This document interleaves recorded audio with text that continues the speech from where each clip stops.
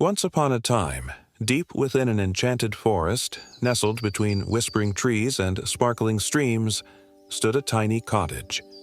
In this cottage lived a kind and gentle girl named Elinor. She had a heart as pure as the morning dew, and a spirit as free as the birds that sang in the forest canopy. Every day, Elinor would wander through the woods, her laughter echoing among the ancient trees. She befriended the creatures of the forest, the deer, the rabbits, the squirrels, and even the birds, who would gather around her, chirping their secrets to the wind.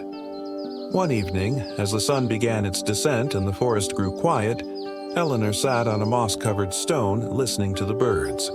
Suddenly, she heard a most unusual sound, a melody so sorrowful it tugged at her heartstrings.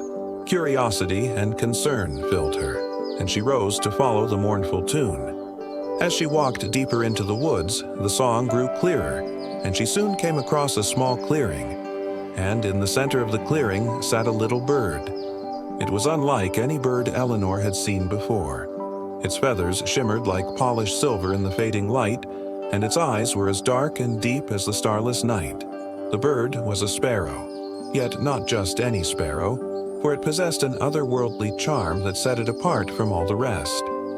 With a gentle touch, Elinor approached the sparrow, and when she neared, she noticed that one of its wings was injured, bent at an unnatural angle that made it impossible for the bird to fly. The sight of the helpless creature stirred a wave of sympathy within her, and she knew she had to help.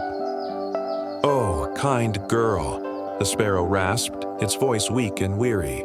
"Help me, and I will give you a gift." Though puzzled by the bird's strange request, Elinor couldn't resist its plea. Carefully, she picked up the sparrow and cradled it in her hands. She gathered some soft moss and leaves and fashioned a makeshift bed for the wounded creature. Then she fetched some water from a nearby stream and some herbs from the forest floor, which she gently crushed to make a soothing balm.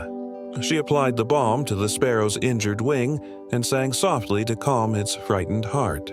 Night fell, and Elinor, with the sparrow nestled in her arms, returned to her cottage. Day by day, Elinor cared for the sparrow, tending to its every need.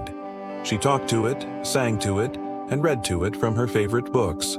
And slowly, miraculously, the sparrow's wing began to heal. Then came the morning when Elinor knew the sparrow was well enough to try to fly again. With a mix of hope and apprehension, she watched as the bird spread its wings and took flight. It soared into the sky, circling above her, its joyous chirps echoing in her ears. And then, as if to commemorate the moment, the sparrow dropped a single feather into Elinor's outstretched hand. The feather glowed with an otherworldly light, and Elinor knew it was no ordinary feather. Just then, the sparrow landed on Elinor's shoulder and said in a voice that was now strong and clear, "This feather, my dear Elinor, is no ordinary feather. It is a gift, a token of my gratitude for your kindness. Close your eyes, child, and make a wish." Overwhelmed with emotion, Elinor closed her eyes, and as she did, the forest around her seemed to whisper in agreement. When she opened her eyes, the forest was gone, replaced by her own backyard. Confused, she looked down at the silver feather in her hand. It pulsed with a gentle warmth, and suddenly she understood. The feather would allow her to see the truth, to perceive things beyond the understanding of ordinary folk.